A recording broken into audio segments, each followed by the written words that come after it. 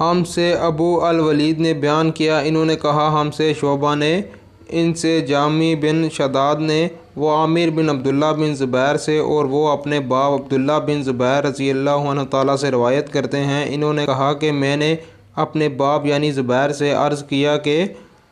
میں نے کبھی آپ سے رسول اللہ صلی اللہ علیہ وسلم